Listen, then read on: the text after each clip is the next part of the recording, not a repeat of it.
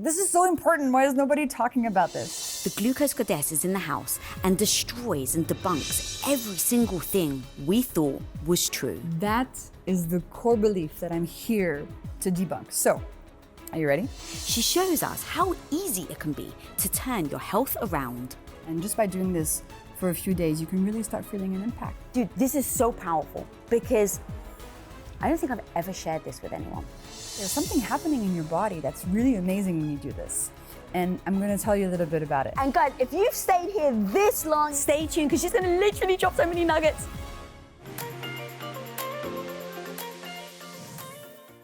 Jessie, the glucose goddess. Welcome to Women of Impact. Thank you, Lisa. I'm so happy to be here. Dude, I'm so happy to have you. Your book is called Glucose Revolution. And I just want to read out actually the subtitle because it's so damn powerful.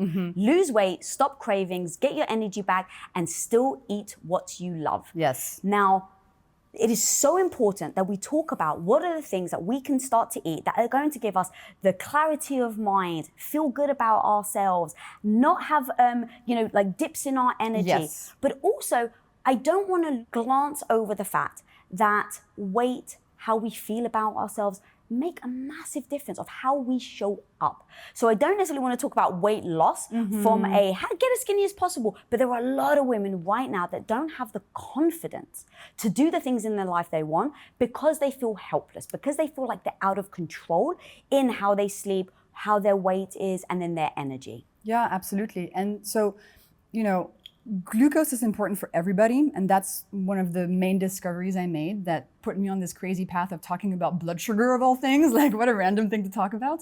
And what I found is that the vast majority of the population has a glucose issue, but most of us don't know it, right?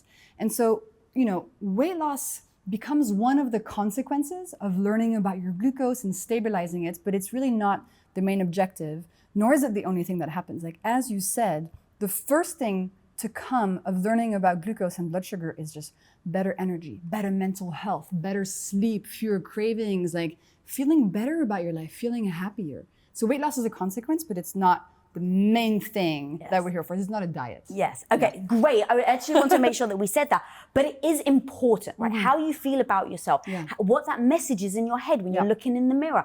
So we're going to start with, if you can break down what glucose is, and then we're going to literally go deep into what people can eat, when they can eat, how they can eat, and then the impact and effects that will have on you. Okay, Lisa. So glucose, what is it?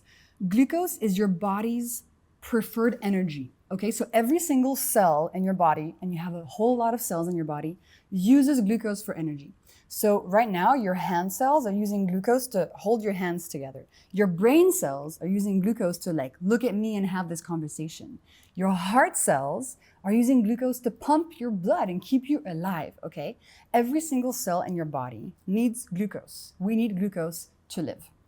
And as humans, the main way that we get glucose to our cells is through food, by eating starchy foods like bread, pasta, potatoes, rice, and sweet foods, like literally anything that tastes sweet, from dessert to fruit, okay? So we need glucose and we get it through food. Now, most people will think, okay, if my body needs glucose for energy and I want to have a ton of energy, I should just eat as much glucose as possible, right? That's kind of the logical next step. So it turns out this is where the logic totally breaks.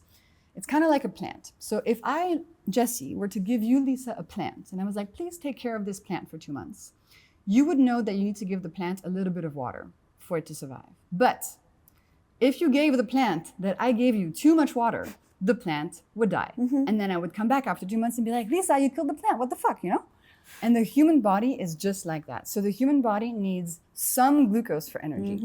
But if you give the human body too much glucose, a bunch of bad stuff starts happening. So that is the first thing to know. You've got to list what the bad things are. Absolutely. Where do I start? Okay, so the most common symptoms of having too much glucose in your body, and by the way, it's estimated about 80% of people who are not diabetic, by the way, have throughout the day, too much glucose coming in. And these cause consequences. So the most common symptoms of having this problem are, you have cravings for sweet foods throughout the day. So it's 11 a.m. and you really want to eat a cookie. It's 4 p.m. You really want ice cream. You just crave sweet stuff. Second symptom is you're hungry every 90 minutes or 2 hours. So throughout the day, you're just like, ooh, I need to eat something else. I need to snack. I need to have some more food. That's another very common symptom. Third most common symptom, energy crashes. So for most people, it's quite normal to live your day going through these waves of feeling energized and then feeling really drained and exhausted. So those are the three main symptoms: cravings, constant hunger, and energy slumps. Then, Lisa, the thing is, there are many other symptoms of having this glucose spiking thing happening in your body. And they range from things like difficult menopause symptoms to infertility, missed periods, acne, psoriasis, eczema, wrinkles, poor sleep, difficult mental health. I mean, the list goes on and on. Another common symptom is not being able to lose weight when you want to lose weight. So there you have it. Glucose, because it's so important to every single cell in your body, when you're experiencing these glucose spikes, a lot of problems start happening. And often, I think what I see is that when people have these symptoms, if they feel too tired to play with their kids, they have cravings and they feel bad about having the cravings, they feel guilty, they feel ashamed.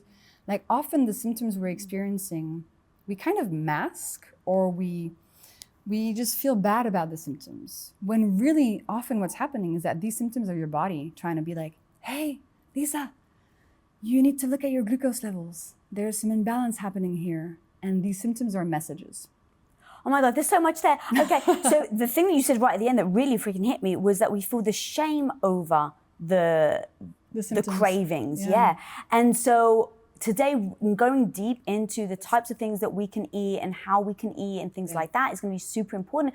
To that point is that it's not just about the actual food, it's how you actually feel about the food. So when you said that, that really hit me, because the amount of women I think that feel food shame is crazy, and then that dictates what they then go to eat, and they may not be fueling their bodies in the right way. So that's super powerful. So I'd love to now talk about them, the different types of glucose, which people go, oh, but that's fine, right? Like the kind of the myths, if you will, and then what we can start to eat differently, and then how. Absolutely. So, let's say 80% of the population, after meals, they're delivering too much glucose too quickly to their body. And this is what I call glucose spikes. Okay, so it's just delivering a whole bunch of glucose to your body, too much glucose, and that's causing the problems. And so it's really important for us to learn to avoid these glucose spikes because it makes us feel so much better. And in order to do this, and this is actually something that I learned through my own personal experience, in order to do this, you actually don't have to give up starchy and sweet foods. And this is why this whole thing is a bit like magic, because I discovered science that shows us how to eat the foods we love, like the starchy and the sweet foods, without creating these glucose spikes. So without triggering more cravings, without harming our energy, without harming our physical and mental health. So when I first learned about glucose and I dove into all the scientific literature on the topic, first of all, I was kind of amazed to see all this recent science that was coming out on glucose spikes in people without diabetes. Because I thought, like I think most people, that glucose is something that is only relevant if you have diabetes, right? Blood sugar is only of interest if you have diabetes. So first of all, now we know that's no longer the case. Second, in these scientific studies, I found these really simple principles. For example, the first one I found, and probably my favorite, I have to say, because it's so easy, is eat your food in the right order. So when you're faced with a meal, you can actually really change the impact of that meal on your glucose level if you just learn about which food to eat first. Pause there. I need people to actually let that sink in for a second.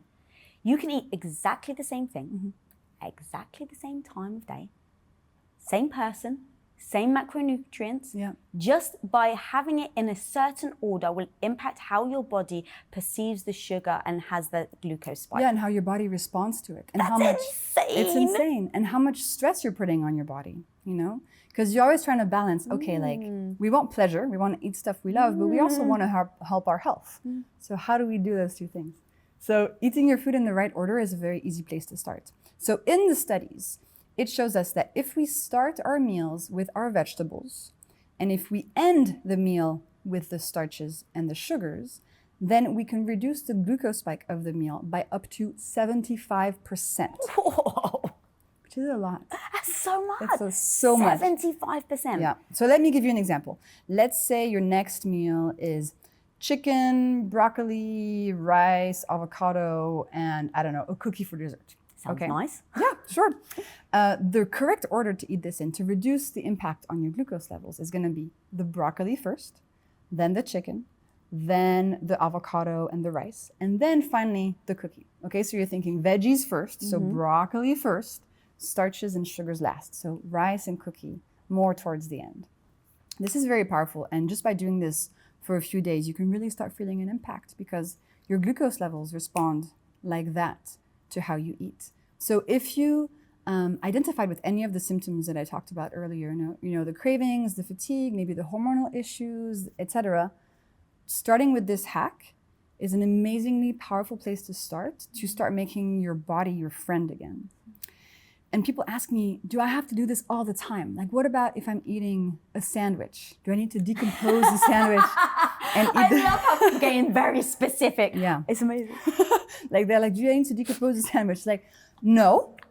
I just want you to know the information that if you start your meal with the vegetables, it'll be better for your glucose. But then it's completely up to you to do it when it's easy. So if I'm eating a sandwich, or if I'm eating like a yogurt bowl with lots of stuff in it, like, I'm not gonna separate out the ingredients and do that whole hack. But when it's easy, it's very powerful.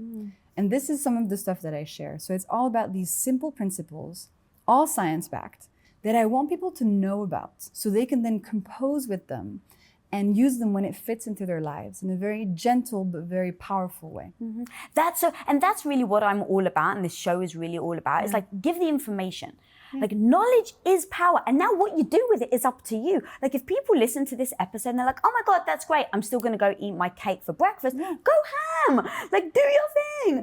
Like, if that's the life you want. But it's the people that I know, that so many women that watch this show are just like, I can't figure this out. I can't get my periods back. I can't lose the weight. I can't have brain clarity. What do I do? It's the feeling lost. Absolutely. And we're lost because we actually don't really know how our body works. You know, we're bombarded with like diets, like fat is evil, sugar is evil, you know, protein is evil, like just stop eating everything. It's very confusing, and it's really just, it's a lot of marketing, really. So what I'm hoping to do with my work is like teach people what's actually going on in their body. And the reason this food order thing actually works is because there's something happening in your body that's really amazing when you do this. And I'm going to tell you a little bit about it, and it has to do with sinks and pipes. So imagine that your stomach is like a sink and your intestine is the pipe below it. When you eat carbs on an empty stomach, so starches and sugars, so when you eat in the wrong order, what happens is that the starch and sugar flows from the sink to the pipe really quickly, uninterrupted, and then it goes into your bloodstream, and then it makes a big glucose spike. The starch and sugars turn to glucose, they flow to the pipe, and then bloodstream, glucose spike, and then lots of symptoms. Now, if you eat your food in the right order, so vegetables first, this is what happens. Vegetables have something in them called fiber.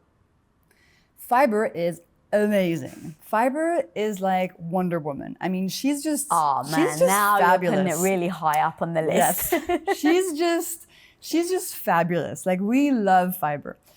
When you eat fiber first during a meal, what she does is that she's gonna sit on the bottom of your sink and create a sort of like protective little mesh, a protective little barrier. You know, Wonder Woman defends people and stuff. So she's gonna just sit on the bottom of your sink and make this little protective layer. Then when you eat things that contain glucose afterwards, so starches and sugars, instead of flowing straight through from sink to pipe, this fiber protective little layer is going to slow down how quickly the glucose arrives in your pipe. It's going to slow down how quickly glucose then gets into your bloodstream. So it's going to reduce the glucose spike of the meal. You don't have to change what you're eating. Just think about fiber and the fact that she needs to go in first. Veggies first. And that will completely change the impact of your meal on your health. Dude, that's so epic. I love the way that you break that down. That's so easy to digest. I know other people make that joke and it's like you probably want to slap me in the face at this point. I love it. I love it. Okay, that's so helpful. Now, I did actually ask you that question earlier, but I kind of derailed us. Let's talk about then the different types of glucose, because I had a debate with somebody once, and I'm not an expert. So guys, I'm not an expert. But my friend turns around to me and was like, her kids were playing with other kids, and one of the mums gave her kids a soda. Yeah. And she freaked out. She was like, I can't believe they gave my kid all that sugar. Here's a fruit juice. And so instead, she basically took the soda away and gave the kid the fruit juice. And she's like, can you believe fruit juice? And I was like, well, to your point that you say in the book, it's all relative for starters, but fruit juice does have a freaking ton of sugar. And there's obviously people that say fruit is, nature's candy and things like that. So I really want to break down the myth to what it actually does to your body, because at home right now, again, I'm going to keep going back to, it's the control thing. Is that people are saying, I don't understand what's happening. I'm eating these things and I'm still having a negative effect. Yeah. And I think it is because of the messaging and the understanding of how glucose plays a part in your body, but also the different types of glucose. I love this topic. I think this is one of the most interesting things to teach people about, because it really blows their mind. So we have this idea in our society that anything that comes from fruit is good for you and is going to promote health in your body. Whether it's fruit juice or it's dried fruit or it's a bar that says all natural fruit, yada, yada. People believe that if it comes from fruit, it is good and you can have as much as you want and it's going to help you feel better. Mm-hmm. That is the core belief that I'm here to debunk. So, are you ready? Yes. Okay. So first of all, we need to learn that the fruit we find today in supermarkets is actually not natural at all. So when you go to the supermarket and you see apples and oranges and bananas, these are actually completely unnatural inventions that have been essentially designed by humans and that look nothing like the fruit that nature made millions of years ago. For the past 2,000-3,000 years, humans have been breeding crops of fruit to make them juicier, sweeter, bigger, and just fuller of sugar. In the same way that we bred, wolves into chihuahuas. Yes. Humans have bred ancestral bananas. I didn't expect you to say that, so you caught me off guard. That was so funny. Humans have bred ancestral bananas into bananas that we see today. And I'm just going to show you an image, which is in my book, because it's going to give you a good idea. So this is an ancestral banana, full of fiber, quite small, very difficult to eat, not very appetizing. You got to chew on that stuff for a long time. And now below you see modern day bananas. They look very different, okay?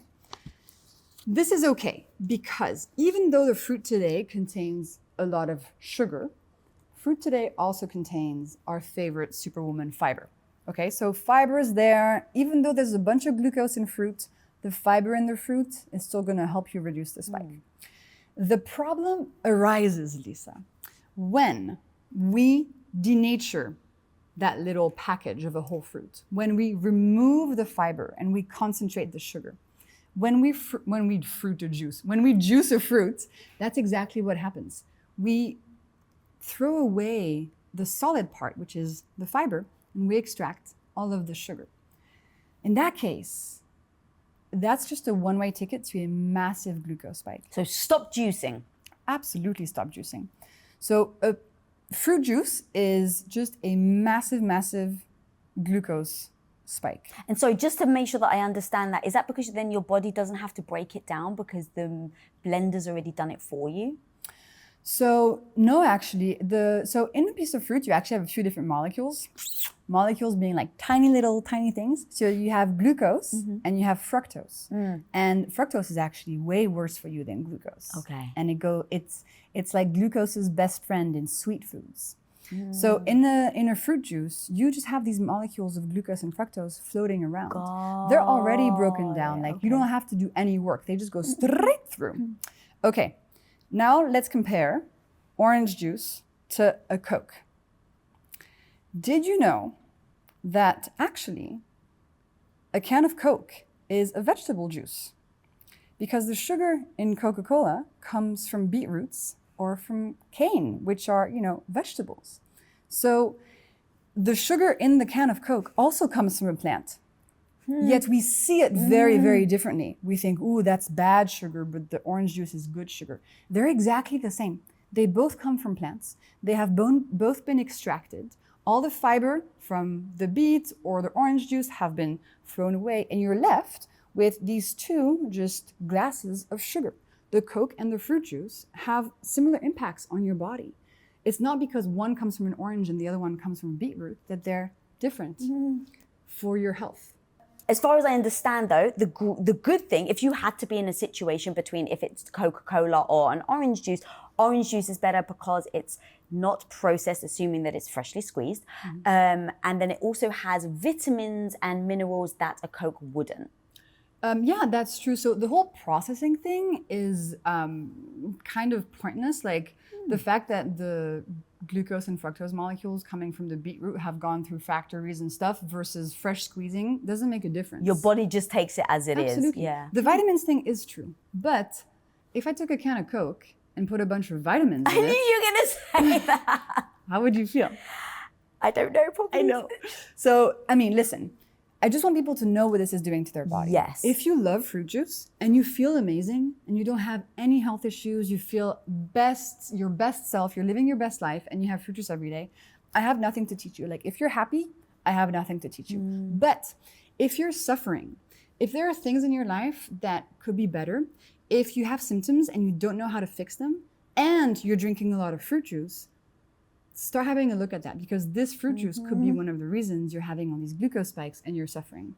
So take it or leave it, but what I find is that actually most people don't feel as best as they would like to. And what pisses me off so much is when I meet people who are suffering, but then they're eating in a way and drinking juice in a way that they think is going to be better for them. They're like, I feel really tired, so I'm going to drink a lot of fruit juice because that's going to give me energy, right? Because like oranges and fruit juice, vitamins, energy. That is why I do what I do, because I want to help people not get into that trap of feeling like shit but wanting to feel better, yet doing things because of marketing and because of stuff that they've heard that is making their situation worse. That's where I want to operate. What up, homie? I got something free and new to share with you right now. How often are you visited by that negative voice in your head telling you that you're not smart enough, that you're not good enough, experienced enough, not fill in the blank? One of the most powerful things you can learn to do in life is to turn that negative voice into your bestie. And I want to teach you how to do that and so much more in my 4 steps to becoming confident workshop. And guys, the most amazing thing is you can actually register for completely free for this workshop. So click the link on your screen and I'll see you on the inside. Yeah, that's super powerful. I really want to take some of the things that you've said, where it's like we've spoken about, the brain fog and the sleep, and then kind of really pull that apart and kind of talk about what are the things we can do if I'm suffering from sleep disorder. But I really want to address, though, I dropped it earlier, but I heard in the book you say a really good story about how one of your clients, I believe, or your customers, or I think it was your mum actually, your mum calls you and your mum's like, hey, so can I eat this? Is this good food? Yeah. If you don't mind explaining that, because we all definitely, including myself, used to label good food, bad food. Yeah. This is the food that you can touch. And anytime you're going to go over here, Lisa, it means that you've fallen off the wagon. Yeah. It means that your cravings, you don't have control of your craving. You don't have willpower. I don't have willpower. The amount of women right now that are like beating themselves up, because I think the message, and you even say it, the message is people look at them, especially if you're overweight, people look at them and say, oh, well, you're overweight because you don't have the willpower. Yeah. But the truth is what they may be doing may be from misinformation, maybe from a myth that they've had in the past. So let's actually if you don't mind sharing that story with your mom. I think that's a really, really good one to talk about. Like these labels we put on stuff, like this is good, this is failing. This is me being healthy, and this is me failing and being, I should be ashamed of what I'm doing. Yeah. We can actually eat anything we want to eat if we learn how to eat it in a way that has less of an impact on our body. Oftentimes, if we're suffering from like what people call sugar addiction or cravings roller coasters, we're actually eating in a way that is causing that. So if we fix the underlying issue of fixing, you know, our glucose levels, these things usually go away. But back to my mom. So my mom will often send me a photo of a food in a supermarket, like a package of something, and she'll take a photo of the back with the nutrition stuff, and she'll be like, good or bad? And I always answer, Mom, it's relative. So let's say she sends me like a packet of, I don't know, like chickpea pasta. She's like, good or bad? I'll respond, it's all relative. Like this is actually, you know, good for your body, for your health, for your glucose, compared to, let's say, ice cream or a can of Coke. But it's bad for your glucose compared to a head of broccoli, right? So another way to look at this is like, what do I want to eat? I love pasta. Pasta with Parmesan and like a nice little pesto. That's my favorite stuff. But when I first learned about glucose, I realized that these pasta dishes were causing me big glucose spikes and were triggering these difficult mental health things in me, because I was able to associate, you know, glucose spikes to poor mental health. And you were doing this with a continuous glucose monitor for Yeah. people at home that may not know. Yeah. So that's a machine that you basically stab in your arm. I'm obviously being very like as brief as possible, but you stab it in your arm, it stays on you. You basically have an app on your phone where you can track when you eat. It tells you when you have spikes and Yes. how your body responds Yes. to it. So you have one of these. Yeah. So I could have gone like, ooh, pasta, bad. If I have pasta, I'm failing. I'm being bad, you know. But actually what I was able to switch that narrative and be like, okay, I love pasta. Let me learn some techniques and some principles that are gonna allow me to still eat the pasta I love with less of an impact on my glucose and on my health, right? So I'll still get all the pleasure, but I'll minimize the glucose spike. And this is something I love hearing from people when they send me messages after reading the book and they say, this information has changed my relationship to food. It has changed my relationship to bad carbs. Instead of feeling this whole like good food, bad food, now they know if they want to eat a chocolate cake, they can. And in order to do that, they can use some of the tips in my book. For example, eat it as dessert instead of on an empty stomach. Use your muscles afterwards. Have some vinegar before. So you can have all the pleasure, but you also know that you're helping your body do better and you're helping your health improve at the same time. And that's such a beautiful state to be in, because you feel like, okay, my body is now my partner. Like, yeah, body, I'm gonna have a bunch of pasta and chocolate tonight, but don't worry, I got you. I'm gonna bring some fiber in. I'm gonna do some other stuff so I can help you thrive. And it becomes this partnership. It's so powerful because I'm with you, like, oh God, like food shaming and body dysmorphia and unhealthy relationship with food. Like there's so many of us. I had an unhealthy relationship with food growing up as well. So it's so powerful to think like that. Yeah. It's so empowering. It's so motivating as well to know like I don't feel lost and that there's something I can do about it. So let's say I'd love to take a couple of like main almost staple items that people can then like maybe even replace them with. So you said smoothies earlier. A lot of people wake up and have a smoothie for breakfast. Yeah. What is one thing that maybe people can switch out where they're like their body, so they ask themselves, I love the technique, what do you actually want? I want a smoothie, something that tastes, it's refreshing, it's cold, sweet. It's sweet, I feel full after. Yeah. What can someone do instead of that? So they can still have a smoothie, Okay. But the question is, what is in the smoothie? Okay, so in order to have a breakfast smoothie that doesn't create a big glucose spike, the main thing to remember is make sure your smoothie is not 100% fruit. That your smoothie has some protein in it, maybe some protein powder. It has some fat and some fiber, maybe some nuts, maybe you throw in some almond butter in there. If you're buying the smoothie already made and you can't change what's inside, maybe before the smoothie you have something else. For example, a couple of eggs. For example, like a few veggies left over from the night before. You know, those small tweaks can make a big difference. And actually breakfast, it's quite remarkable. So the shape of your breakfast's glucose spike is going to control your entire day. Oh, yeah. Yeah. So if you have a big glucose spike at breakfast, science shows us that your entire day is going to be this glucose roller coaster. Science shows us that you're going to be hungrier faster again. So at 10:30 a.m., you're like, oh, I'm so hungry, I'm famished, I need to snack. If you are able to reduce that glucose spike from your breakfast, your entire day changes. So in the book, my main breakfast hack, I would say, is called have a savory breakfast instead of a sweet one. This radically changes your day. And if there's something that you have at breakfast that you love and that's really sweet, have it after a savory breakfast. As I'm learning and as I was reading your book and as I'm sitting here with you, it's so interesting how so many past things that I've done are going, oh, that's why. I absolutely used to start my day with a shake. It was normally a lot of protein, like fruits. I'd put some fruit in it sometimes. But just kind of thinking about how you end up eating and not realizing what that does to the long term is very powerful. Yeah. One of the things you also talk about, and you mentioned it earlier, was how we often focus on calories. Yeah. And it was the myth that it's calories in, calories out, and every calorie is your body treats it equal. So just reduce your calories and run and you'll be fine. I love this topic. You're just hitting like all my favorite It's subjects. all this stuff I'm obsessed with. Perfect. I'm like, they've been tricking us all this time. Perfect. Okay, so calories. So let's keep in mind that calories are a measure of essentially quantity or amounts that you're eating. So, calories matter in the sense that they're a useful metric. So if I was to compare, let's say, 1,000 calories of chocolate cake versus 10,000 calories of chocolate cake, there is a difference there. Okay, the 10,000 calories of chocolate cake are gonna have more impact on your body than just 1,000 calories. So I just want to ground everybody in that. Like that's still an important way to measure quantity. Right. The problem with calories, Lisa, is that the amount of calories in something tells you nothing about what the food is going to do to your body.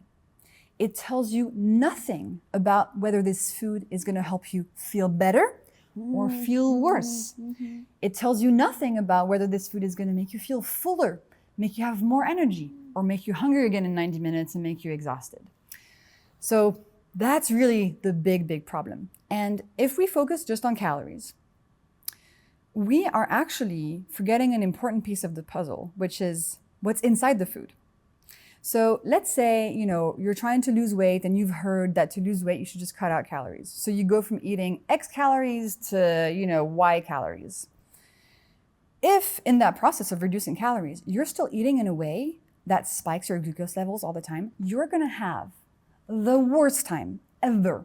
You're going to be hungry constantly. Your energy is going to be awful. You're actually going to be inflaming your body. You're going to be aging faster because of all the glucose spikes. You're going to be triggering insulin in your body. You're just going to have a really bad time. And it's going to be quite difficult for you to lose weight or even to keep up this crazy diet that makes you feel like absolute crap. Another way to think about this is, what if we focus on reducing our glucose spikes? Okay. What if we focus on eating in a way that keeps our glucose levels steadier? So that reduces cravings, that reduces hunger, that gives us more energy, that puts our body into fat burning mode for longer, because that's what happens when you reduce your glucose spikes. What if we do this and all of our hormones become rebalanced? Our mental health gets better, we're happier. Well, then a very common consequence of that is that you will lose fat. And it will be effortless, and it'll be easy, and it'll be a consequence of your health getting better. And that's really where you want to be. You can have two very different experiences. One being you're just cutting calories and feeling like crap because you're still eating and making this glucose roller coaster. The other one being you're using the hacks, your glucose level steadies, your body gets back to homeostasis, your body, gets back to a thriving place. And then your fat just kind of comes off as a consequence. All right, I'm going to lean in because this is so important. Dude, this is so powerful because I don't think I've ever shared this with anyone. Okay. So people know I've spoken very openly about the fact that I grew up with a very bad relationship with food. I saw it growing up. So I thought, in order to be liked, in order to be accepted, I have to be as skinny as possible. So let me try and narrow my food as much as possible. I got to the point where I was counting every bite, every single bite. And I got my, guys, please, this is not a thing that you need to do. I'm just saying that I did this and this is why it's so bad. That's why I'm sharing this story. I got myself down to, I was eating 1,000 calories.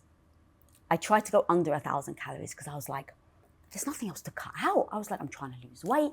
I feel like I've cut out everything. Like I'm counting, do I have this egg white or not?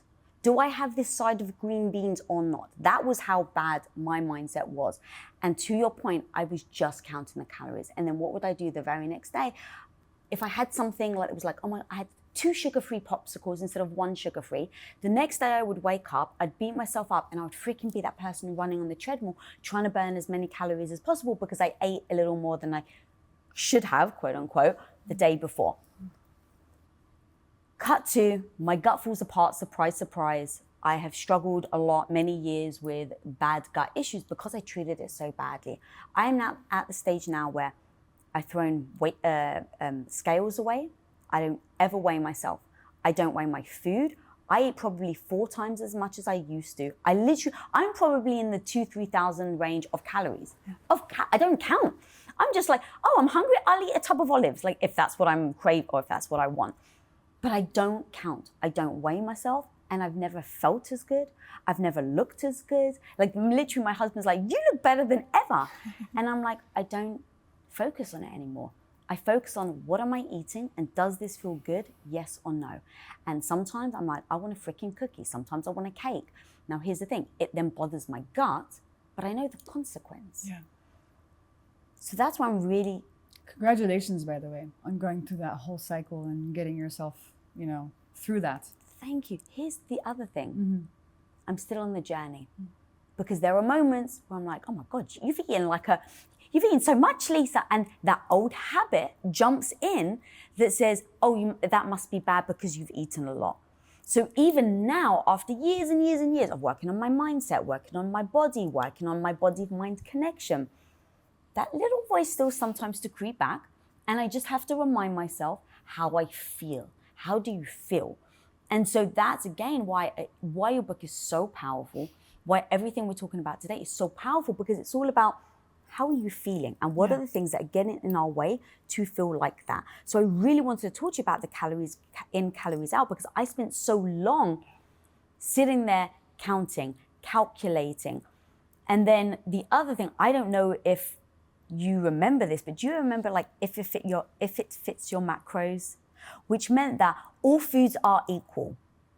All you have to do is look at how many calories you're having. And so we did this whole thing at Quest where I did the show and I said, look guys, 100 calories of chicken, your body doesn't perceive it the same as 100 calories of chocolate cake. Yeah. We got so much hate.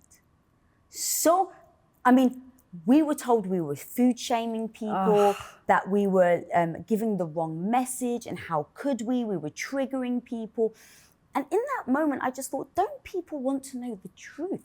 There are ways to do it, 100%. I never want to food shame or trigger, but I think it's doing them a disservice to pretend that all foods are equal. And now we know that what you're saying is true, right? Yeah. But you were probably one of the earlier people to talk about that. And so there was a lot of backlash. Also, the food industry is built on making you believe that calories are all that matters. I grew up watching my mother eat Special K for breakfast. And on the box, it said only 110 calories. And she was eating that probably because she thought, oh, well, the calorie thing is a signal of like, this is good for me. It's not too high in calories. Yeah. But actually on the inside, she was just messing up her health, feeling awful, affecting her mental health, her energy, everything. So, but the calories thing is an easy thing for the food industry to hide behind, because they say 100 calories of Coke, 100 calories of broccoli, it's the same. If you don't feel good about yourself, just eat less, exercise more. For them, it's really practical, but we know this is all just a big lie. So if you're, let's say, because this is another thing I know, people often replace their meals with a dessert because they're like, well, I want a dessert, so I'm going to substitute a main meal for a dessert, and now it's basically equaled out. Okay. If you want the cake, is it better to still eat the lunch and then eat the cake, or is it actually better to not eat lunch? Oh my God, no, it's way better to have the lunch and the cake. And this is why, and actually it's funny because it's another one of my hacks in my book. It's if you want to eat something sweet, have it as dessert after a main meal, not on an empty stomach. And the reason for that is if you eat the cake on an empty stomach, what's going to happen? You're going to create a big glucose spike because the starch and the sugar, there's no fiber there, there's nothing to slow it down, straight to your bloodstream. There, it creates a big glucose spike. And then the bigger the spike, the bigger the drop, creates a big glucose drop. And we know, because we've put people, well, we scientists have put people in fMRI scanners and have looked at their brains. We know that when your glucose levels are low, there is literally a place in your brain that is in charge of cravings. And when your glucose levels are low, that area of your brain activates and tells you, Lisa, eat something else, make it sweet. So if you eat the cake on an empty stomach, you're creating this spike, you're creating this drop, you're activating cravings, and you're starting this sugar addiction roller coaster. And then all day, you're gonna want more stuff. You're gonna wanna eat more sugar. Some people will give in, some people will like use all their willpower and strength to not do it, but odds are you're gonna end up eating more sweet stuff. Now, if you have the cake after lunch, you still have the pleasure of the cake, right? Because pleasure is so important. Like, I love cake, okay? So you still get the pleasure of the cake. And if I can choose, it'll be a chocolate cake with chocolate icing and chocolate sauce and chocolate sprinkles. Am I seeing a bit of a theme here? No. So if you have it after a meal, you're still getting the pleasure, but you're not getting the glucose spike. Because of all the other food in your stomach and the fiber and the protein and the fat, the molecules, well, the glucose from the chocolate cake are not going to make a big spike. They're going to arrive real slow. They're actually going to be, some of them are not even going to make it through to your bloodstream because of the fiber protection. So no glucose spike. So you're getting the pleasure, but you're not starting this addiction roller coaster. And that is just such a powerful place to be. It's like, I had this cake. It was amazing. I helped my body as I was doing it because I didn't create a glucose spike. And I don't want something else that's sweet in 2 hours. And I don't have that cycle of shame and guilt and blah, blah, because I know I ate it in a way that helped my body, that helped my physical and my mental health. I love that. As I'm reading your book, honestly, I laughed out loud at one point because I'm the person that, because of my gut issues and stuff, I have healthy desserts, right? And quote unquote healthy. So I'm like, it's with coconut sugar. And then as you're going in your book, you're like, look, sugar is sugar. Yeah. So when I'm like, God damn you know, because I keep telling my husband, babe, it's a healthy cookie, Now my body actually, because I've gotten to know like I've been like you, I've just biohacked myself with the continuous glucose monitor. So I've kind of like, at least like monitored and kind of seen my own, not to your extent of yours, but I do feel like my body prefers like coconut sugar to cane sugar, but I've always labeled it as healthier. If you don't mind talking through that, the myths of what we all believe of sugars and then how we use that in our lives to feel better or not nix the cravings. So if we're gonna eat sugar, anything sweet, whether it's like white sugar, brown sugar, coconut sugar, honey, agave, maple syrup, whatever, this is a decision that you should be making for pleasure. Like, what is the sugar I most enjoy? What is the sugar my body works best with? Maybe coconut sugar for you. When we eat sugar, it's a pleasure thing. All sugars are equivalent. They're all glucose and fructose molecules. Your body does not respond differently, whether the sugar is from a coconut or is from a cane. Like, it doesn't make a difference. The coconut sugar and the regular sugar are the same molecules. So it's really just pick the one you prefer. Use the hacks that I shared to minimize the glucose spike, and that'll get you to a much better place. Now, there's a lot of myths around like agave and honey, and people think that those are healthier options. And it's really just a marketing thing. That's it. So actually, agave and honey both have more fructose than table sugar. And I mentioned this earlier, but what you have to remember is like fructose is actually worse for you than glucose. And so technically, from a biological perspective, agave and honey are worse for your body than table sugar. Then people will say, oh, but what about the antioxidants in honey? Yes, there are some antioxidants in honey. However, if you're looking for antioxidants, it's really not the place to look. You can find as many antioxidants as there are in a tablespoon of honey in half a blueberry. So half a blueberry contains as many antioxidants as a tablespoon of honey. Yeah. And the half of the blueberry doesn't come with a big glucose spike. Half a blueberry. That's insane. Yeah. And thank you for that, because I always want to address the thing that we use to quote unquote justify, oh, but it's got this. Yeah. But when you actually look at what that means, oh, just eat half a blueberry with your cane sugar and you're good. And so if you love honey and it makes you happy, like, have it. There's no problem. But I just want you to know that it's not something that is going to promote the health of your body and your mind. It's something that we do for pleasure. It's a pleasure decision. And but that's totally fine to make decisions around pleasure and to eat stuff we like. We don't have to make every decision about health, you know. But I just want people to know what they're doing and what's actually happening. And so when we eat sugar, whether it's coconut sugar or honey or whatever, use some of the principles in my book, you know, maybe like use your mussels afterwards, or don't have it on an empty stomach, have some vinegar before, don't have it for breakfast, etc. Just so you can still have all the pleasure, but you're minimizing the glucose spike. And if you are listening to this and you're somebody who doesn't feel as good as they want to feel, then it's important to start looking at this and start using these principles to try to get your health in a better place. Okay, we keep teasing the vinegar. We're not going to say it yet because it's so good. We're going to leave it for a bit longer. But let's talk about the movement part, because again, I kind of dismissed it a lot. And then it's just more now, the more I hear people talking about it, and to be honest, the more I think about my ancestors. So I'm Greek. And so the thing was, everybody would eat and then you go for a walk. Really? All my cousins did it. All my aunties did it. My grandparents used to do it. It was like you eat. Well, in fact, the truth was the women cleaned the dishes and the men got up and did a stroll around the village. So you see, this fascinates me because there's another thing. In India, there's a tradition of 100 steps after dinner. 100 steps is not a lot, but it's just like a turn of words. And there's also a tradition of walking after eating.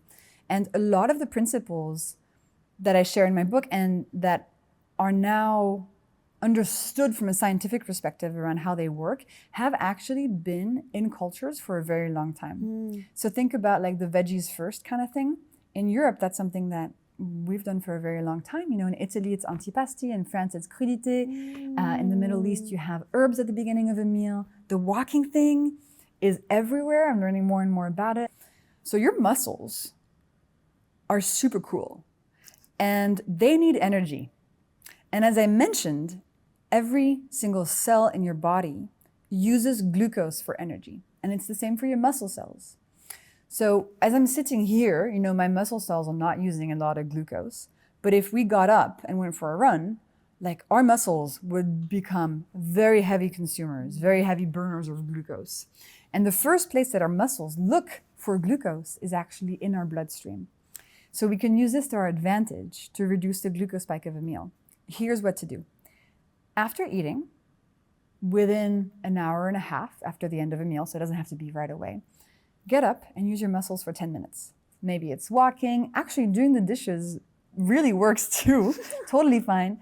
You can dance in your living room. You can walk your dog. You can fold your laundry, whatever. You can hold a plank, like whatever you want to do. But use your muscles for 10 minutes because as you do this, your muscles will soak up some of the glucose arriving in your blood from the meal you just had. And as a result, will reduce the glucose spike. So we'll reduce inflammation, we'll reduce aging, we'll reduce insulin release, we'll reduce creating a cravings roller coaster, we'll improve your energy, will help you feel better and thrive. Super simple, very powerful. You can do it with friends, with your family. You can have a whole movement going. I love that. And it's not about burning the calories, right? No, It's no. about the glucose spike. By using your muscles, it reduces. It's fascinating. And you're going to be sitting with Tom soon, so I'm sure he's going to tell you the story, but I'm going to jump to it before he does. When we sit down and we're like having a dessert or something, he started to notice he was getting the jitters from the sugar spike. Glucose spike. And so what he started to do is squats. Yeah. And he was like, babe, if I do 10 squats 3 times after he's in his sugar, he goes, I feel so much better. And that's, I mean, when I was running a glucose monitor, maybe we can go into that too. Yeah, please, actually. I saw that really powerfully, like the impact of using your muscles when you're having a glucose spike. Do you mind actually, if you don't mind let's talk actually about sharing, and actually give us a little background, we haven't even touched on this, of how you even started to monitor your glucose levels. So up until the age of 19, I was living a pretty happy life. Like I didn't have any issues, physical or mental. I felt pretty good. But then at the age of 19, I had a freak accident.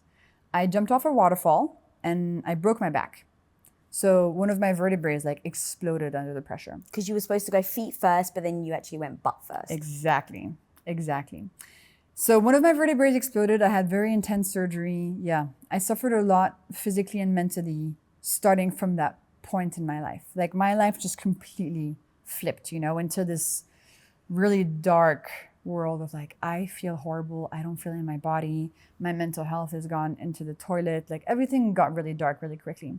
So at that young age, I discovered, I realized, I would say, that if I didn't have my health, I had nothing.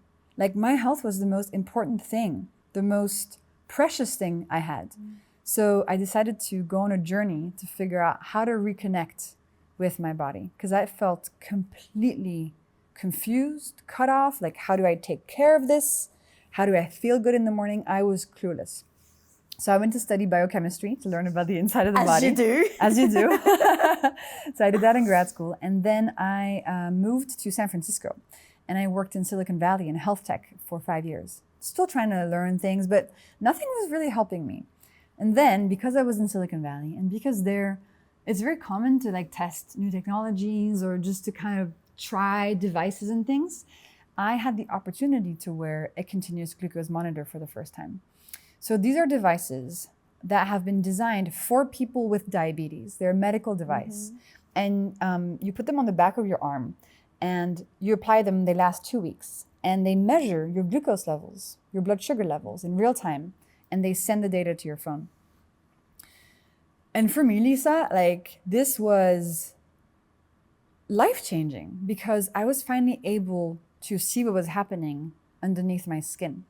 I had opened like a channel of communication with my body. So that was amazing. And then second thing that was amazing is that one day, I started feeling one of these mental health episodes I was having coming on. I started to feel like I was leaving my body, really anxious, like brain fog, crazy stuff. And I scanned my glucose monitor. And there I saw a massive glucose spike.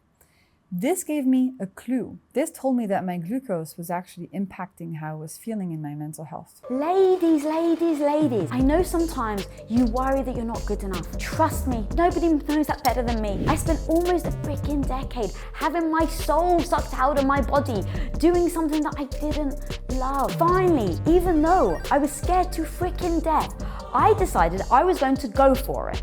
And I've ended up building the life of my dreams, a life I couldn't have imagined because I realized that radical confidence is being afraid and doing it anyway. I wrote this book for you with 10 no BS lessons that you need to go from feeling stuck and frustrated to doing anything that you set your mind to.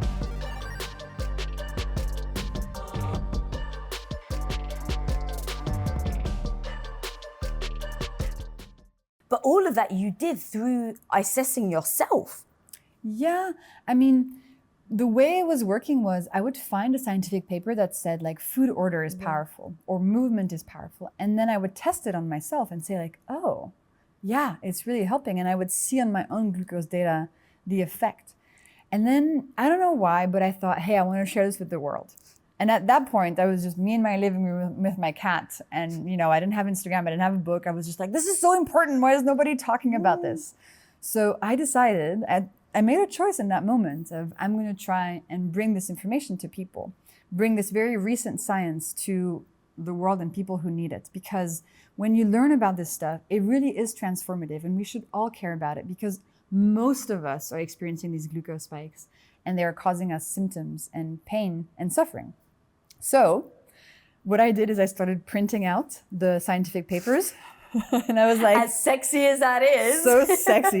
And so I would print out the paper and bring them to my friends and be like, Thomas, look, like this paper is so cool and you should eat your food in the right order. As you can imagine, they were like, okay, Jessie, yeah, whatever. I was like, no, it's really important. And I found that I had a marketing issue. I was like, how do I make this exciting for people to learn about? And then I had the idea. I thought, I'm going to use glucose curves from my own body to illustrate the scientific papers. So for example, for the scientific paper about food order, I'm going to eat 2 meals, one in the right order, one in the wrong order, same foods, and show the spike difference. And then I would show that to people. And that got their attention. And then people became interested. So I had figured out how to translate the hard science into something that people could connect to. And that was the beginning of everything. And now, I don't think people need to wear a glucose monitor, actually. Like, I think that learning about the science and seeing it working on my body is enough to help you heal, especially because the glucose monitors today are not really adapted to the mass market, like to regular people. They're medical devices. The data is hard to understand. I don't think it's time for people to just everybody slap on a glucose monitor yet. Really? I find it so fascinating that I kind of was just biohacking myself. And a big part of it, I think, was, this is fascinating. I wonder if you felt like this. I didn't know if I could trust my body, which is stupid because I should trust my body. But I remember having multiple discussions with my husband when I was having gut issues. It's like, I know this sounds really weird, but when I stop eating, like if I had my last bite accidentally yesterday at 4 p.m., I wake up and I feel great. And it's like, but it doesn't make sense because at the time I believed you're supposed to have 6 meals a day. Oof. So this is going back to, I believed a certain thing. I was told something, I blindly followed it. And then when my body was saying, actually, and I'm just like, but it doesn't make sense. So I would ignore it. So over time, even though your body is so wise and it was trying to tell you something. Yeah. And like, or I would say to my husband, babe, quantity makes a difference. Like if I ate just all protein and I just had a whole bucket of protein, I don't feel as good as if I had a small bit of protein, a small bit of carbs, a small bit of vegetables. But at the time, I believed protein was like the king. So the biohacking and the glucose monitor for me was actually a way to allow me to trust my body again. And so it became this beautiful thing. It's like, oh, see your body's actually showing you that spike. You actually had the spike. Or I was waking up in the middle of the night and I was always tired and I didn't actually realize I was waking up in the middle of the night. So I wore an Oura ring, I wore a glucose monitor, and I started to see the pattern between the spikes of me waking up when I didn't realize, because sometimes in the middle of the night, you then fall straight back to sleep. So you may not realize that you've woken up. I looked at my Oura ring, it showed that I was waking up maybe 2 times. I then took my glucose monitor and realized I was getting a plummet. I was basically crashing in the middle of the night. So I started to notice if I had a bit of carbs at the end of the evening with my dinner, because normally I wouldn't have carbs in the dinner, I would try and have carbs earlier on. If I had a bit of carbs in the evening, it actually helped me through the night. Oh, that's fascinating. That's really, really cool. Amazing. So in talking about when I have certain types of carbs in certain parts of the day, what is your thoughts on that? And then again, going back to the types of carbs, because I think right now, I think people understand, right? We've broken down the different types of like glucose, right? You've got and the different sources. But is there one, and I know, I don't want to say one's bad, but is there a more preferable type of carb source, things like that if you're going to take one, this is absolutely, and then the time of day. Yeah, so it's always better to eat something starchy than to eat something sweet. If you have the choice between, let's say, pasta or ice cream. So starches are? Pasta, bread, rice, potatoes, things that are starchy. Those contain glucose, but sweet foods also contain glucose. So you might think they're equivalent, but again, sweet foods contain fructose, whereas starches do not. Got it. So if you have the choice, it's always better to eat something starchy than something sweet. Both contain glucose, but again, the sweet stuff has fructose, so it's just way worse. Then, of course, if you can have starch in its, full natural form, like if you can have a potato, that's going to be better than having, for example, like a refined piece of white bread. That's going to be stripped of more of its fiber and it's like because it's been refined versus something that is just purely grown, plucked, and then you eat it. But to be honest, like they're both starch. They're both going to deliver a lot of glucose to your body. For me, I don't like saying like good and bad carbs. I like the distinction between starches and sugars. Okay. Starches are better. Perfect. But within the world of like pasta, rice, quinoa, couscous, bread, potato, whatever, tapioca, they're all kind of the same. They're just big packets of glucose. What matters is putting clothing on them. So to not eat those carbs naked, that's another hack in my book. So when you're going to have carbs, starches or sugars, by the way, the most important thing you can do is add other things to it. So have the bread with some avocado on it or some nut butter on it. Have the pasta with an egg and some spinach. Like add clothing to that. Add the protein, fat, and fiber. That'll reduce the spike. Same thing for sweet foods. Like add some Greek yogurt. Add some nuts. Just make sure there's other things in there to balance the meal and balance the glucose spike. Then in terms of timing, so I think for you, the sleeping thing, so we know that if we eat some carbohydrates, so some glucose at dinner time, it actually helps our body make melatonin. And melatonin is the sleep inducer hormone. When you're jet lagged, you might take some melatonin to get you back into the sleep cycle. Your body naturally produces it. And eating some glucose beforehand is actually going to help you produce it in a better way and in a more efficient way. So if you have sleep issues, definitely adding a little bit of carbs at dinner could definitely really, really help. Then in terms of timing... And just to kind of emphasize that a little bit of carbs, you're not saying go eat a whole potato and then go straight to bed.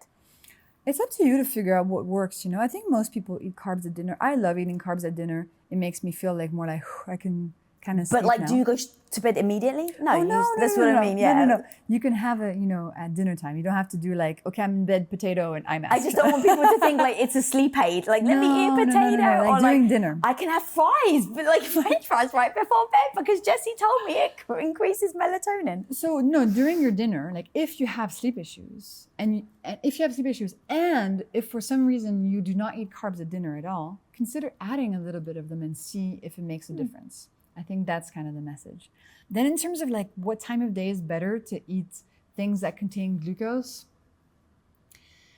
that is less important than how you're eating the food, with what other food, in which order, whether you're moving afterwards. Like those are much more powerful than trying to isolate like, oh, it's better to eat ice cream at 4 p.m. than at 10 a.m. Like actually, it matters more the context of the food and what else you're doing and if you're applying the principles. And what about fasting then? Is that the same type of thing, like depending on how you feel? Or? I think for fasting, listening to your body is the most important thing. There's been this huge trend around everybody should do intermittent fasting. It's really important for health, etc. Most of the studies showing the impact of fasting have been done in men. And for men, it actually seems to be really quite good. For females, especially pre-menopause, fasting can really interfere with your hormones. Fasting a lot, fasting for like 18 hours a day. That can actually be interfering with your hormones. It can be a stressor on your body. So really just like try to be in tune with, is this adding stress? Is this really making me feel better? Especially because these days we add so many stressors. We do high intensity cardio, we do saunas, we do cold showers, we don't sleep a lot, we drink coffee, we like have stress from work. And if on top of that you're adding fasting, that's a lot of stress for your body to handle. I'm getting stressed just hearing you list that stuff.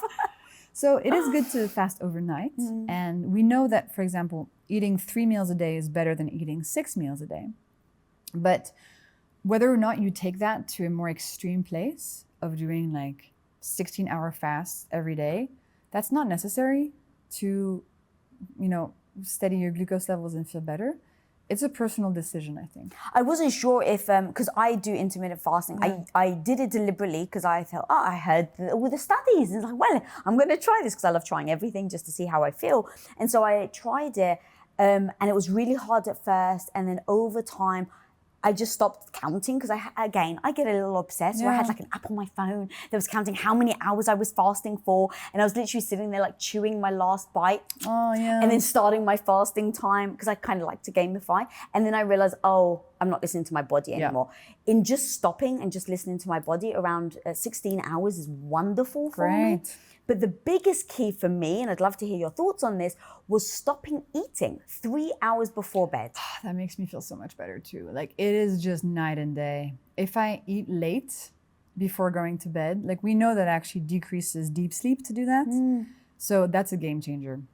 So it decreases deep sleep if you eat right before bed. Yeah, and it makes you feel less rested. Yeah. Especially if your dinner creates a glucose spike. But it's hard for me because I love eating like when it's cozy and it's nighttime and I watch a little Netflix and I have a little dinner and it's like 1 hour before I go to bed. So it's hard to do that all the time, but I also feel so much better when I do.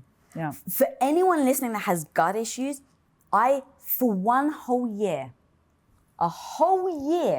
I made sure my last bite, I didn't go to bed with less than 3 hours. Wow. So if I was on vacation and me and my husband went out for dinner and it was like 9, 10 p.m., we would stay up for 3 hours.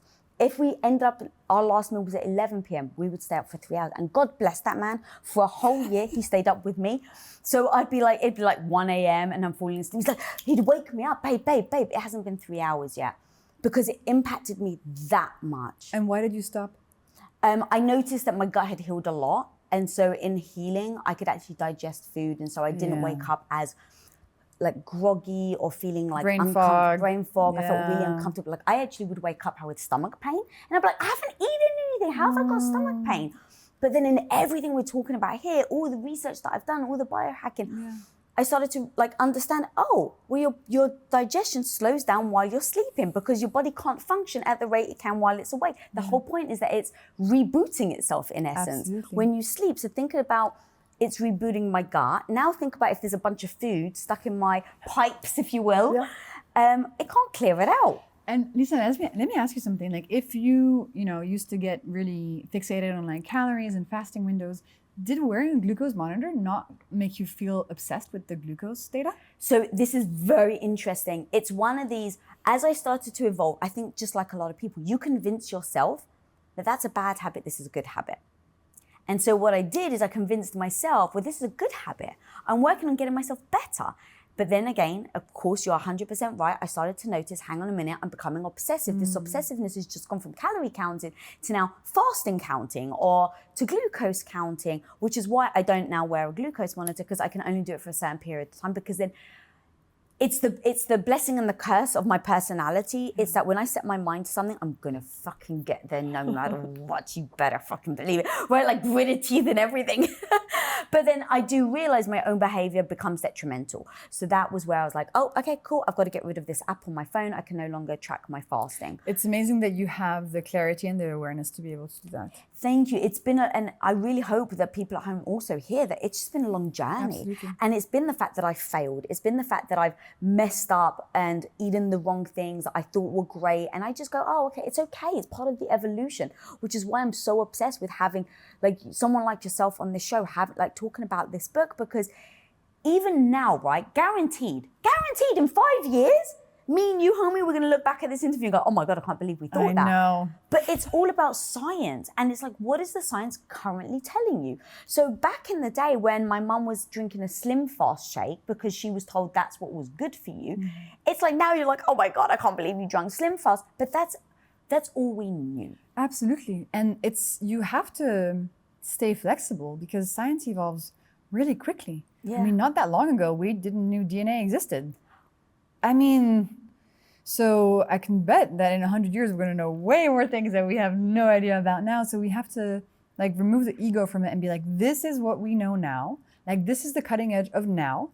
Everybody should know about it. And then maybe things will evolve. Maybe they won't. We don't know. Right. But you should learn about this. Yeah. I mean, as you know, right, back in the day, fat's bad for you. It's just bad marketing. It's literally what I said. They had bad marketing because as soon as you say the word fat, people just associate, oh, if I eat fat, I'm going to get fat. Yeah. And so the fat ended up, people stopped having it, which obviously, as we know now, is actually the wrong thing to do. In fact, can be amazing. Like, that's another thing. I went very hard on keto. Again, I went hard and then then figured out what was right for me. And I still very much now eat a very high fat diet. Yeah. And I did the whole shebang too. When I was a late teen, I went vegan because I thought, I read the China study and I was like, oh my God, that book. And I was like, oh, I need to be vegan for my health. And then I became really, really just sad and I got a bunch of pimples and I was like, oh, maybe vegan is not right for me. Because what were you eating? You say in your book. Oh yeah, because I was eating pasta and Oreos because they were vegan, right? Seriously. Because when you're so fixed on a dogma like this, you can abuse it so easily. Yeah. And then I went keto. But again, I was just eating basically cheese nonstop. I wasn't even having any vegetables. And again, my period stopped on keto. I was like, wish, wash, just following blindly these things that I thought were going to help me when actually the solution is to understand the underlying biology of your body, and then adapt it. So what I share can be adapted to any kind of dietary preference. Maybe you are vegan. Maybe you're gluten-free. Maybe you're whatever XYZ. These principles you can apply to whatever your life is. And in the book, I have many stories of people with different types of diets from different cultures, different countries, different ages, different diseases who have used the hacks to solve whatever problem they were facing. This is not a diet. This is like as basic as you should be drinking water every day and getting some sunlight. That's where I believe this is living. You know, it's just fundamental understanding of how to help your body function its best. And you also do a great job of breaking down the myths with no judgment, which I very much appreciate. People at home may not have even known that, oh my God, that's a myth. I've been doing that. No wonder I, still feel badly about myself. I still feel groggy. I still have brain fog. I still can't lose the weight, all of this stuff. So even like the same with fat, there are certain things that I used to believe that now in just not taking on the myth, I've allowed myself to figure out. Absolutely. So like I drench my food in olive oil. Again, going back to, I was the person with 1/4 of a teaspoon and I was measuring out my olive oil. That's how bad I was. Now I'm like, like literally, is there enough olive oil? Like using half the bottle. Because I've realized, oh my God, when I have olive oil, my stomach feels great. My skin is amazing. But if you believe that fat's bad, you're never going to try the olive oil. Absolutely. And so there's all these myths, but then also there is a possibility for people to become too focused on one thing. Like actually in the introduction of the book, I say, glucose is not everything. It's a very important piece of the puzzle. Most of us have glucose spikes and we should learn to fix them, but glucose is not everything. It's also important to look at your emotional health, at your sleep, at medical care, at, the types of fats you're eating, at alcohol. I mean, this is one good way to enter a journey of healing and reconnecting with your body. But I understand fully that this is just one, albeit a very big piece of the puzzle. I don't want people to become obsessed and say like, focusing on glucose is the only thing that matters, because actually you can eat just alcohol and just fat. Like let's say you only have wine and you only eat butter. Your glucose levels will be perfectly steady because wine and alcohol keeps your glucose levels steady because it poisons your liver, and fat does not raise glucose levels. You've got to go deep I'm going to go into that. Yeah. I'm going to go into that. But all that to say that if you are just drinking wine and eating fats, your glucose levels will be steady, but that doesn't mean that you're doing something that's right for you. So we cannot obsess. We cannot all slap on a glucose monitor and say my number one objective is to keep my glucose level steady, because you can abuse it. Just how I misunderstood veganism, I misunderstood the keto diet. Like you can misunderstand things. So I try to keep a very balanced approach that teaches people about this, but also shows them the potential pitfalls. How the hell? So wine and butter does not spike? I mean, I get butter because that's purely fat. So fat does not contain any glucose. Yeah, that so it makes does not sense. create a spike. Yeah. Alcohol. Yeah. So I actually saw this when I was wearing my glucose monitor. I would test like pasta alone compared to pasta with a glass of wine. And I would see that the pasta and wine led to a much smaller glucose spike. So I was like, oh my God, there's something happening here. I learned about it, and it turns out that alcohol is a poison for the body, okay? And the place where alcohol gets processed is your liver. So when you drink alcohol, your liver goes like, okay, everybody, we're stopping all normal operations and we're trying to deal with this poison. The thing is, your liver is also the place where glucose is organized, where glucose is dispatched into your body, etc. So when your liver is overwhelmed by an alcohol influx, it can no longer make sure there's enough glucose in your bloodstream. Therefore, on a glucose monitor, it looks like your glucose levels are lowering. But this is not a good way to lower your glucose levels because it's actually harming your body in the process. Wow, that's amazing. And I love the nuances of that, because it's important to say, just like with keto, just with intermittent fasting, it's not all just one. Exactly. All right, we've teased vinegar throughout this whole interview. And guys, if you've stayed here this long, you freaking deserve to hear about the magic of Vinegar. I like my jaw dropped. I had to like pick it up off the floor when I heard it. Now, of course, we don't want people to go out and start like doing like buckets loads of vinegar, but if you don't mind sharing the magic. Yeah, so vinegar is something else that's been used for many generations in many countries. You know, in Iran, they use vinegar all the time. They make it at home. They drink it all day. In Europe, we drink vinegar all the time. In Japan as well. Anyway, or we put it in our food, should I say. We don't drink it. But recently, we've discovered how vinegar impacts our body in a positive way and how we can use it to reduce glucose spikes. So this is what the science shows us, that if you have a tablespoon of vinegar before a meal, you can either like drink it in a big glass of water, or you can, you don't seem to like that. I was like, oh. Or you can drizzle it on like your vegetable starter, for example. You can make a little vinegar dressing.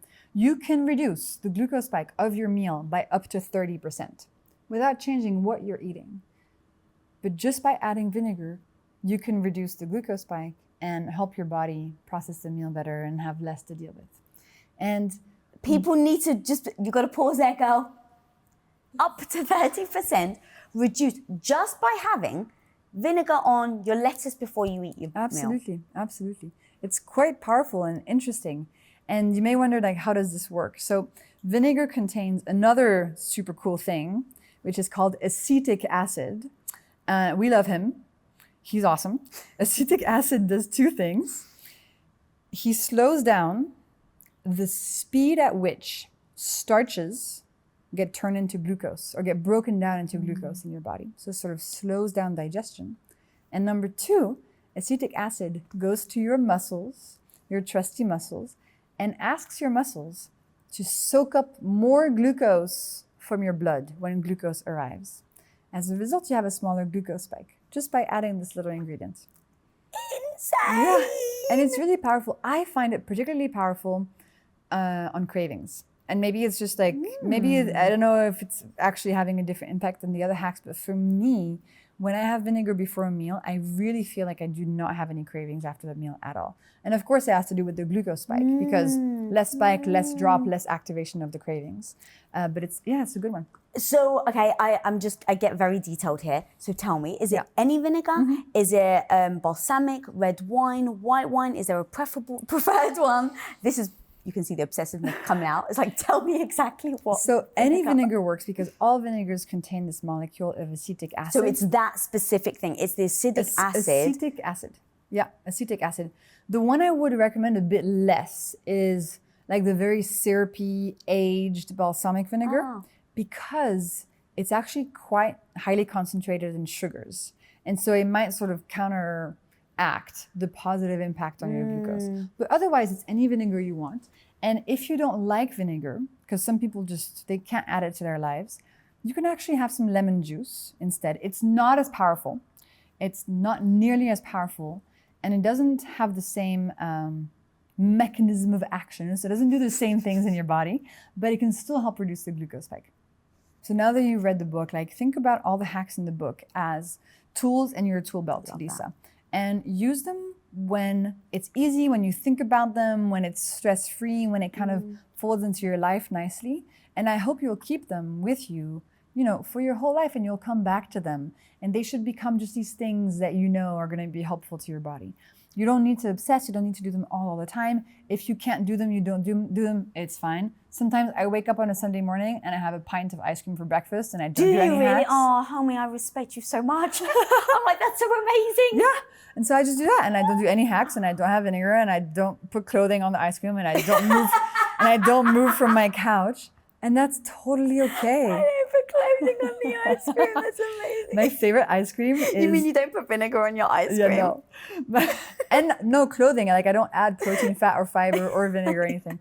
My favorite ice cream is the Van Leeuwen's chocolate fudge brownie. I love chocolate, clearly, and so sometimes it's Sunday morning, and I'll just literally order a pint of ice cream delivered to my house and just eat it in front of Netflix.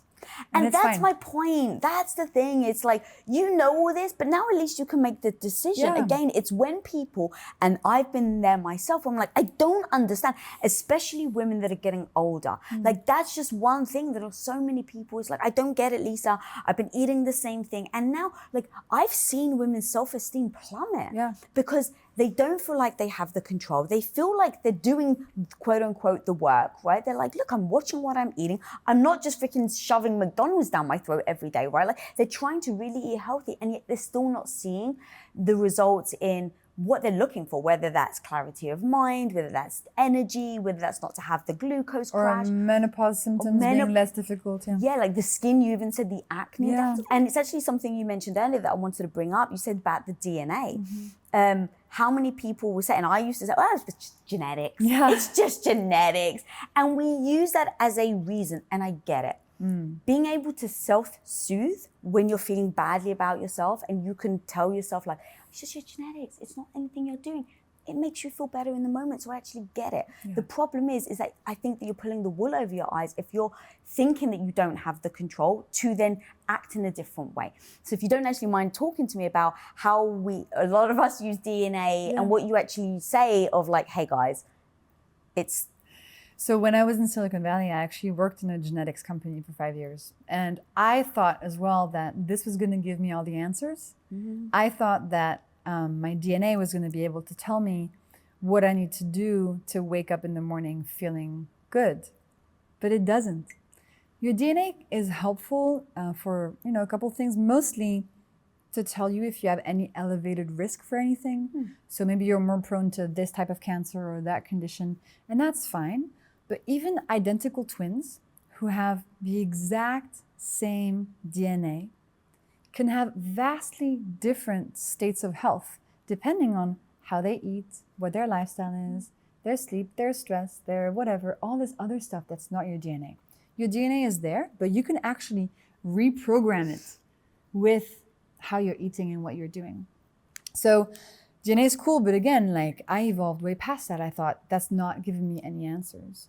Learning about how food was affecting me and learning about these simple hacks that just truly like a freaking life-changing stuff helped me way more than getting my DNA sequenced and learning I had an increased risk for age-related macular degeneration. I mean, it's cool.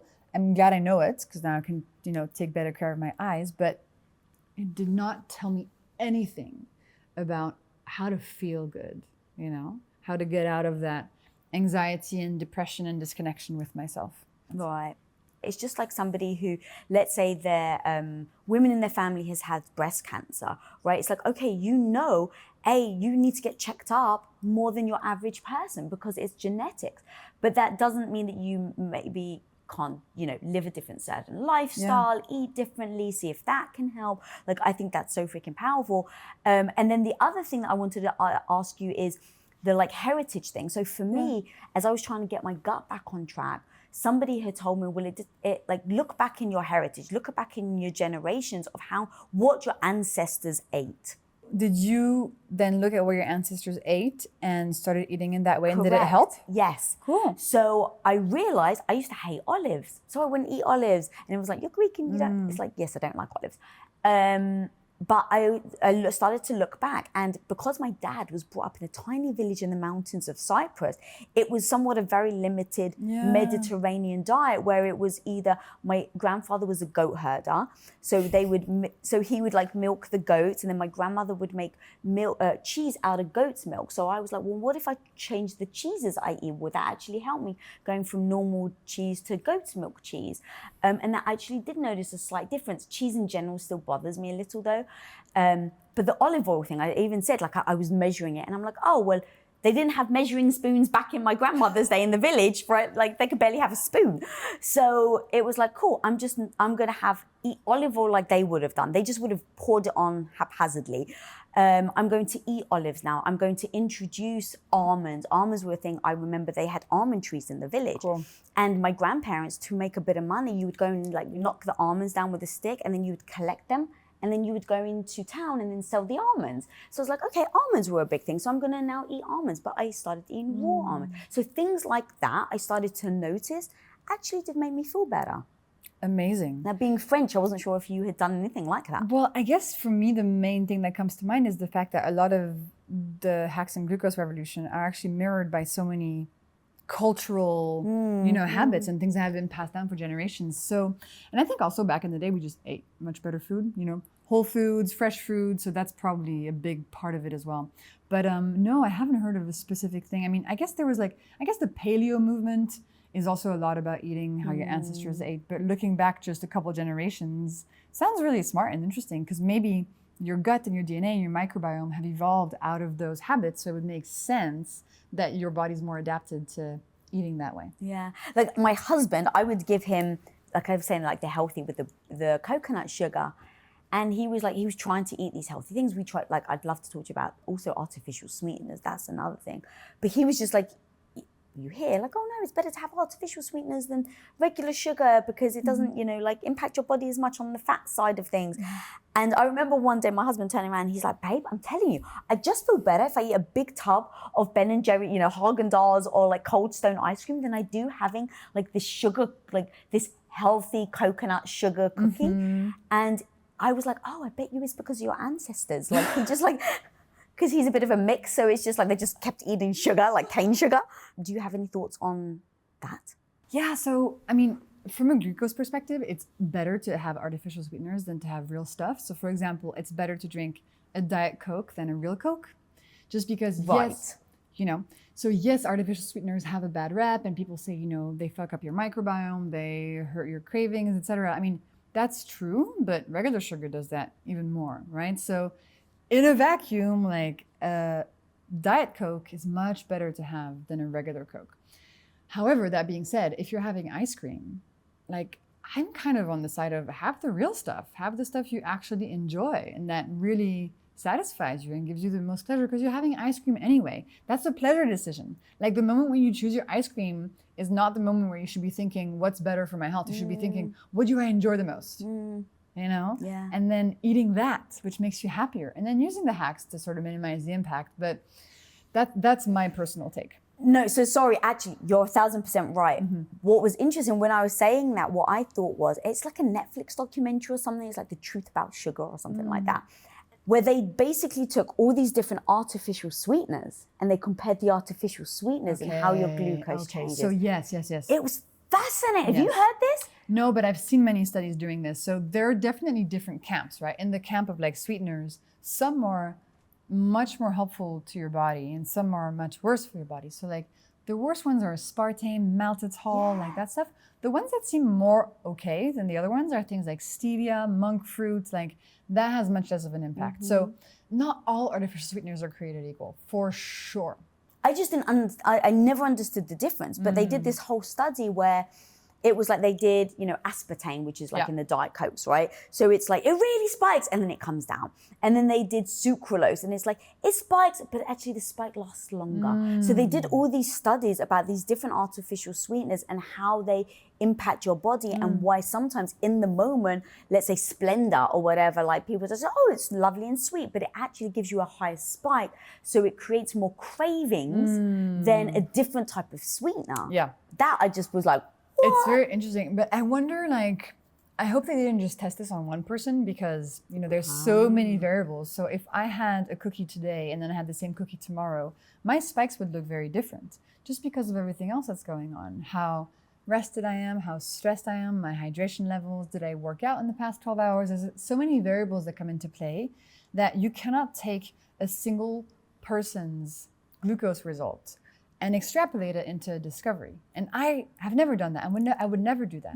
What we need to do is look at studies that have replicated this on many people. And then we can use one person's glucose data to illustrate it and just make it visual.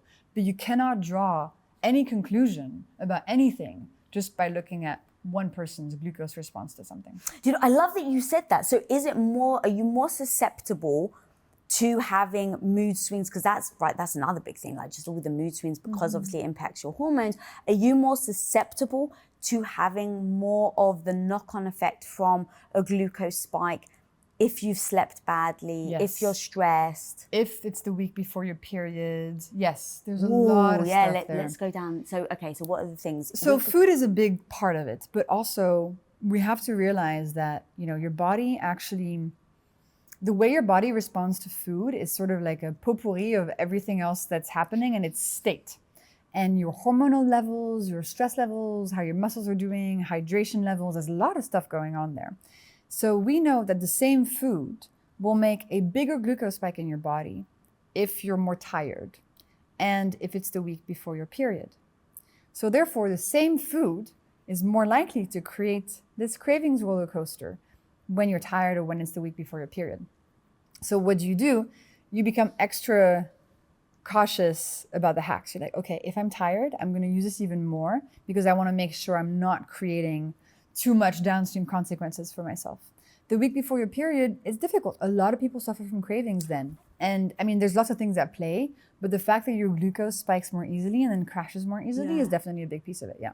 So using the hacks before your period can really help alleviate some of those symptoms. And kind of like in the big bucket of hormonally induced symptoms, PMS symptoms, cravings before your period, missed periods, menopause symptoms, endometriosis, etc.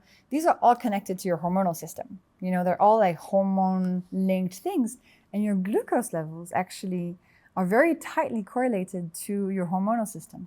So if your glucose is spiking and not doing well, your hormonal system cannot function properly. And that's why I see so many people who, using the hacks and getting their glucose levels steady, see so many of these hormonal issues go away. Mostly, PCOS, very common, polycystic ovarian syndrome. It's like becoming more and more common in females. Did you say it was like 1 in 8, I think you said? Yeah, I think that's the latest stat from the study I found. Yeah, so that's a really common thing that people experience. And the first place to look is to make sure your glucose levels are balanced and that you're avoiding the spikes. And that can go a long, long, long way in making those symptoms go away. Wow, and with aging, right? I've heard you say about let's just talk about, we don't want wrinkles, but they're coming for us. Yeah. I think is it 1 in 3 now, or maybe 1 in 5 women are predicted to have Alzheimer's. Really? It's something really high, but it's still like 1 in 10 of men or something like that. So it's really much higher in women. Yeah.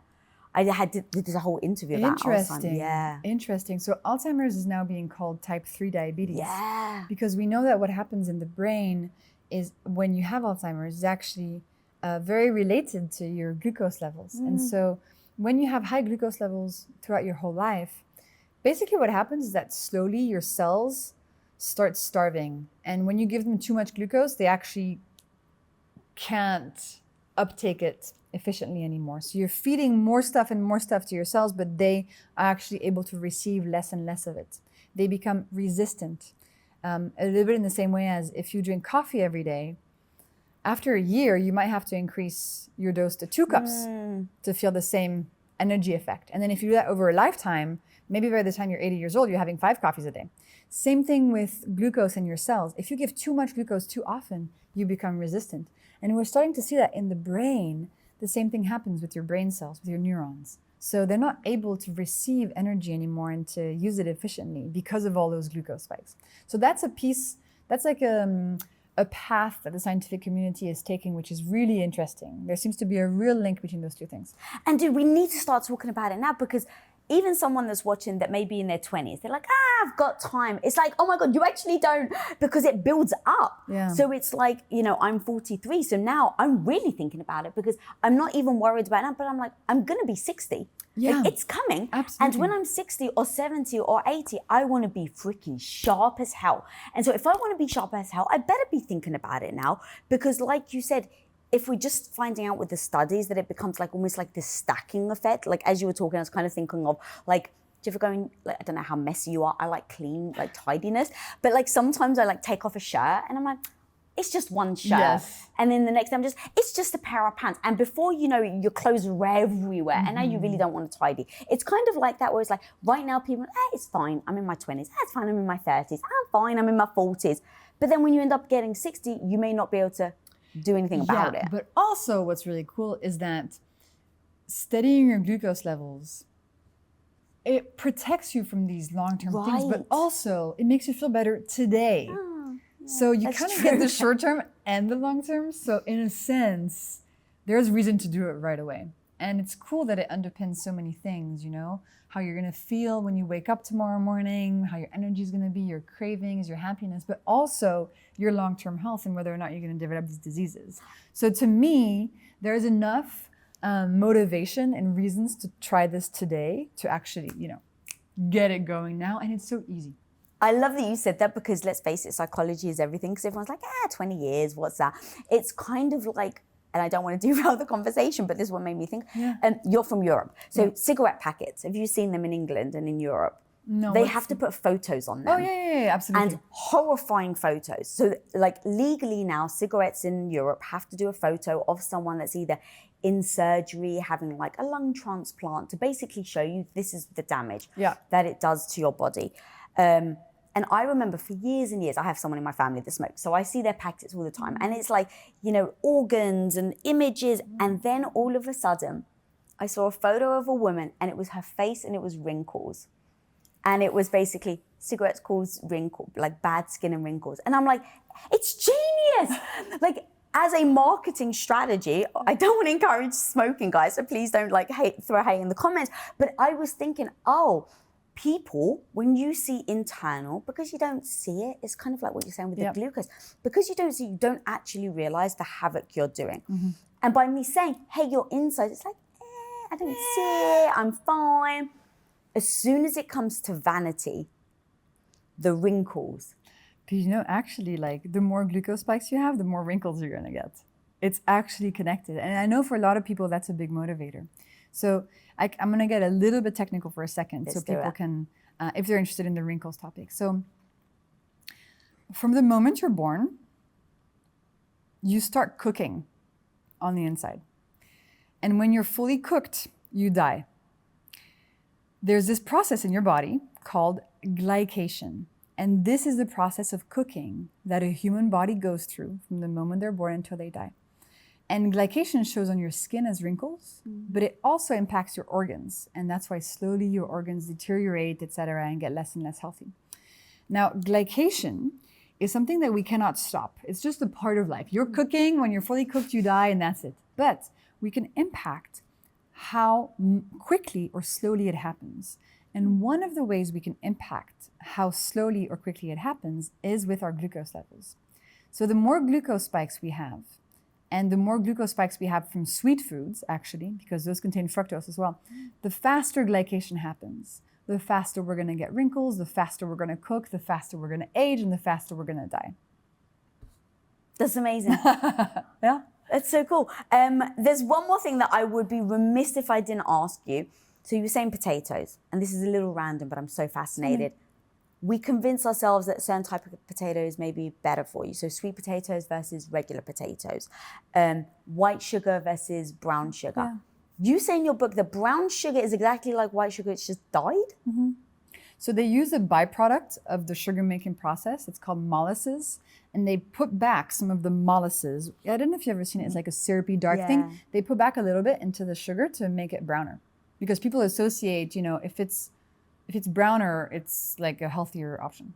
And that's crap. It's just literally the same. It's exactly the same thing.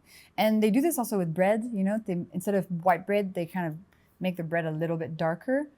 It doesn't make that big of an impact. Same with rice, actually. White rice, brown rice, these things have very little impact. If you really want to make a difference, it's about using the hacks. It's about putting clothing on that bread, having some avocado on it, some cheese, some nut butter, whatever, not having it on an empty stomach. It's about whether you have white or brown sugar, making sure, again, like you're using the principles to reduce the glucose spike. That is infinitely more powerful than the color of the bread, of the rice, or of the sugar. Infinitely more powerful. And the sweet potato versus regular potato? Oh yeah, so sweet potato, in the name, sweet, right? So sweeter. So sweet potatoes actually have more glucose than regular potatoes and lead to bigger spikes. That being said, they also have a lot of vitamins, so it's really cool. Again, pick the potato you like, whether it's regular yellow, white potato, or it's sweet potato, orange, purple, whatever. Pick the one you like the most. But what's more powerful is to make sure that before you eat it, you have a veggie starter. That's really going to have a big impact on your health. The color of the starch or of the sugar, this tiny, I'm holding my fingers really close together right now, but really, really small impact. Really, really small impact. That's not what matters the most. However, that's what people focus on. because the marketing tells them, you know, oh, the brown pasta, much better for you. It's not even pasta. It's basically like a vegetable, you know? And so we believe all these things, but we're just being misled, unfortunately. Yeah, thank you for saying that, because I meant to ask you earlier, but the point being is that I worry that we convince ourselves as well, right? Like, and look, we started with even just saying everything's relative. If you're about to have a ding dong, you're better off having, you know, pasta. But even just that, where people are now, right now, listening to this, making decisions of what they're going to do, and emphasizing the fact of like, look, have the thing that you want, just be very aware with. Yes, exactly. I love that. It's like, pick the one you like, and then use these other principles around glucose to help your body thrive. The decision of sweet potato versus regular potato, that's not where health happens. Thank you, exactly. That's not where, the decision of white sugar, brown sugar, that is not where health happens. That is not where feeling better happens. Where feeling better happens is deciding, okay, I'm going to try this savory breakfast thing. I'm not going to have sugar in the morning anymore. Or I'm going to put clothing on my carbs, or I'm going to move after my meals. That's where things actually, you know, turn the needle. All right, girl, I literally can speak to you forever. I can keep going. But where can people find you, your book, and all the amazing things? Your Instagram, by the way, is fire. I love that you do diagrams. It really is like really digestible, again, you can use that word. It's amazing. So where can people follow you? Thanks, Lisa. So my book is called Glucose Revolution, and this is essentially your little Bible of everything glucose related. It goes into the science, it goes into the hacks, it will show you everything you need to know to get started. And then my Instagram is Glucose Goddess, which is a really fun name that I really am really happy about. And there you'll be able to discover a lot of free content. So lots of graphs of my glucose data, lots of cool topics, guides. I'm really engaged with my Instagram community. They're absolutely amazing. So that's another place to start. That's amazing. Guys, go check out our book. I had so much fun. Like she said, we just touched the surface of all the nuggets of gold this woman has. So go buy her book, go check her out. If you're not following me at Lisa Bilyeu. And if you're not subscribed, click that subscribe button down there. And I'd love to hear, guys, drop in the comments, what was the biggest, I'm sure it's going to be the vinegar thing, but what was the biggest, shocking, most surprise that she laid on you today? If you're not following me at Lisa Bilyeu. Until next time, be the hero of your own life. Peace. Okay, I'm gonna tell you something that's mind-blowing, but for women, you can fast and eat in accordance to your hormones. Whoa! Now that you understand your physiology, you have the power now to control it.